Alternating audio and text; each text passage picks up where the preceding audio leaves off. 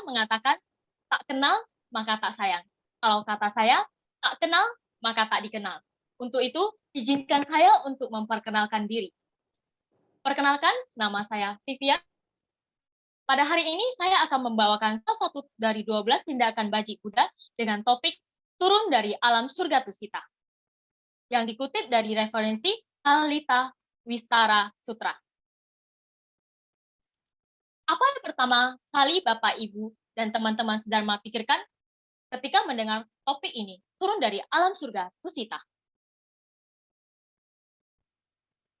Maka pada hari ini, saya akan menceritakan topik ini, turun dari alam surga Tusita.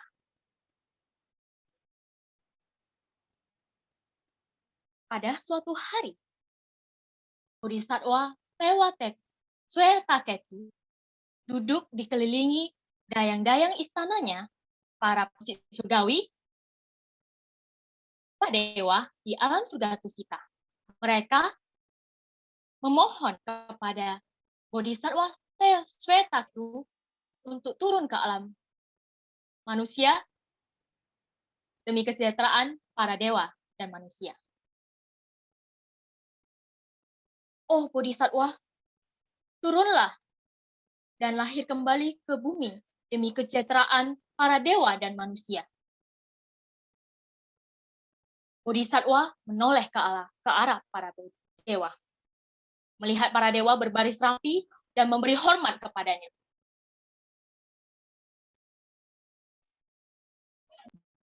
Baiklah, aku akan lahir kembali dan turun ke alam manusia.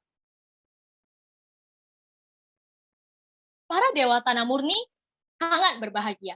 Mereka dengan sangat senang segera turun ke alam manusia, yaitu bumi, untuk memberitahukan kepada para Prateka Buddha. Mereka menyamar menjadi Brahmana dan memberitahukan hal ini kepada Prateka Buddha.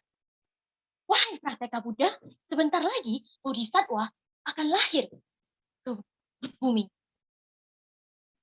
Beliau akan memiliki 32 markah yang untuk mengenalinya. Dan beliau akan diberi 2 pilihan. Yang pertama, menjadi raja semesta atau meninggalkan duniawi dan menjadi sama Sang Buddha. Untuk itu, para Prateka Buddha dimohonkan untuk dapat kembali meninggalkan bumi karena tidak mungkin ada ajaran Buddha dan Buddha ketika Prateka Buddha masih ada di bumi. Segera setelah itu, para dewa tanah murni pun segera kembali naik ke alam surga Tusita. Pada saat itu, para dewa telah berkumpul untuk mendengarkan Bodhisattva Swetaketu memberikan ajarannya. Pada saat itu, Bodhisattva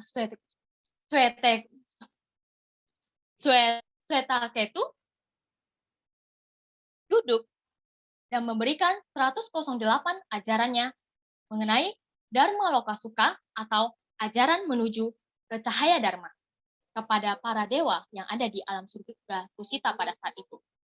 Tidak hanya itu saja, Bodhisattva Swetaketu juga menyerahkan mahkotanya kepada Maitreya, kepada Bodhisattva Maitreya, dan mengatakan hal seperti, wahai para dewa, setelah aku turun ke bumi, Buddha selanjutnya adalah Bodhisattva Maitreya ketika ajaranku telah berakhir. Sementara itu, Buddha Maitreya akan memberikan pengajarannya di sini. Tidak hanya itu saja. Sebelum Bodhisattva Swetaketu turun ke bumi, ia mengamati 5 fenomena. Yang pertama, umur. Yang kedua, benua. Yang ketiga, negara. Yang keempat, keluarga.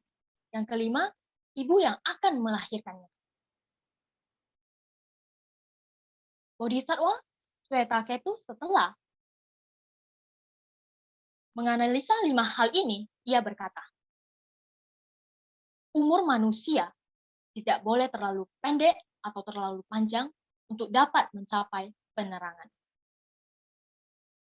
Benua haruslah Jambudipa. Negara harus berada di daerah tengah. Keluarga harus berasal dari kerajaan atau keamanan.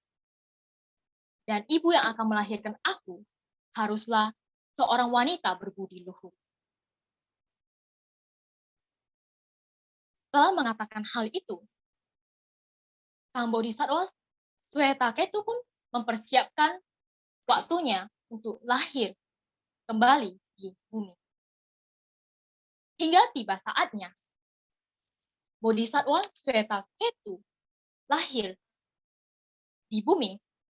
Para dewa dengan markab yang megah meriah membawa payung, panji, dan bendera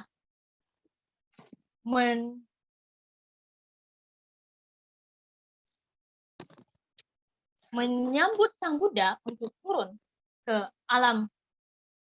dari alam tusita ke bumi. Para dewa merasa sangat senang dan berbahagia ketika melihat Bodhisattva Swetaketu dengan sangat rendah hati ingin turun ke bumi demi kesejahteraan para dewa dan manusia.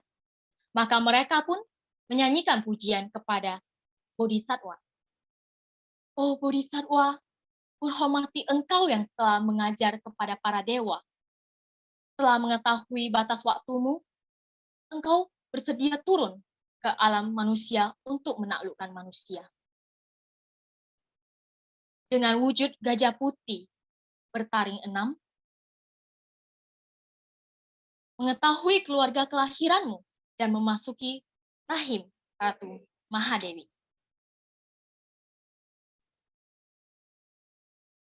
Dan para bodhisattva pun melihat Sang Buddha turun dari alam tusita dengan perlahan menuju ke dalam rahim Ratu Mahadewi. Demikianlah cerita salah satu tindakan bajik Sang Buddha turun dari alam surga tusita. Namo Buddhaya.